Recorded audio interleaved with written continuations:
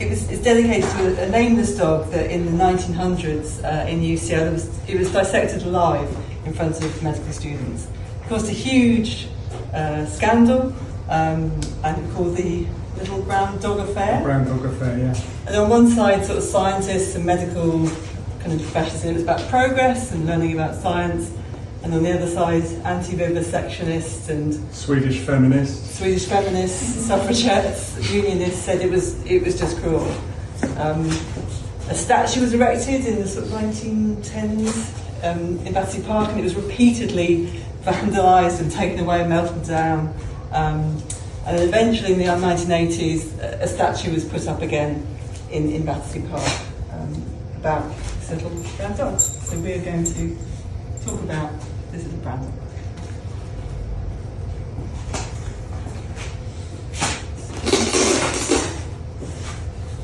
The tail. A tail that wags when it's happy, limp when it's despair.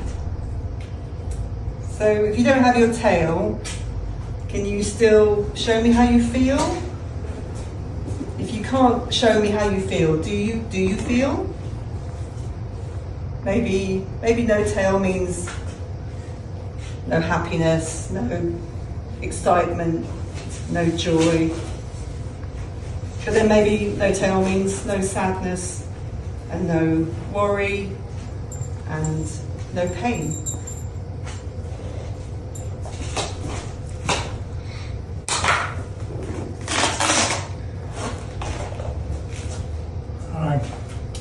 I listen to her, but I haven't got a voice, so she can never hear that I love her. I can't get the words, I haven't got the words, but she knows that I love her. I listen to her all the time, but I love it most when she holds my face. She strokes me under the chins. And if you stroke me under the chin as well, I love you. And she talks to me. And at night, I listen to her, but she will never know this. And she lays under the covers. I lay on the covers next to her, and she falls asleep. And I look at her, and she twitches. And I know in her sleep, she's dreaming of squirrels.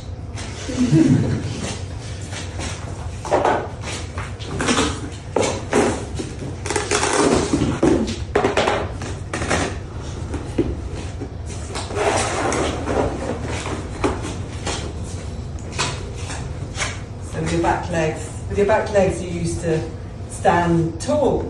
You used to stand proud. So now, will you still stand? Will you run? Will you sit? Will you beg?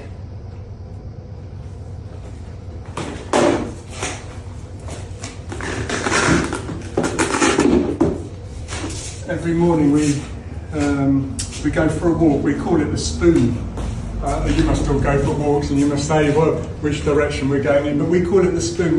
We head off down the Crane River and we go on a line, and then we do a loop down the gardens and come back again. But she doesn't let me ever out of her sight. And if I do wander off, she'll call my name. She keeps calling it to come back. And then when we get home, she always chooses what I eat. 2 meals a day, that's all. But I still love her. And when she goes out, she locks me in. So I miss her so much that I curl up on the doormat. And I can't bear it, she leaves. And when she's gone, sometimes, if I'm really angry, I'll mess up the living room, I'll tear the cushions apart, I'll just be so angry, and she'll come home and she'll be angry with me, but she knows that I love her.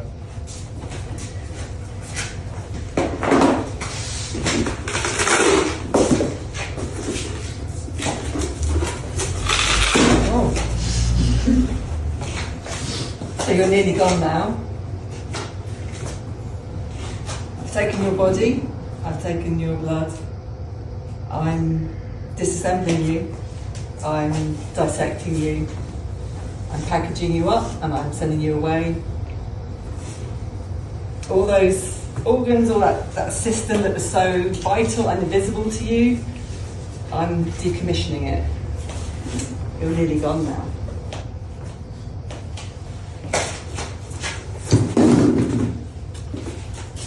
It's the last of me. They'll put me up on the wall. She'll put me up there with all the other stags and the horns and I don't know, the fox heads and the boar heads and all her past, all those memories. But the bit that she'll know that she loved me is the empty space on the sofa next to her. And there's a plaque on the bottom of the, forgive me for just reading this, there's a plaque on the bottom, on the plinth of the little brown dog, and it says, "Men and women of England, how long shall these things be?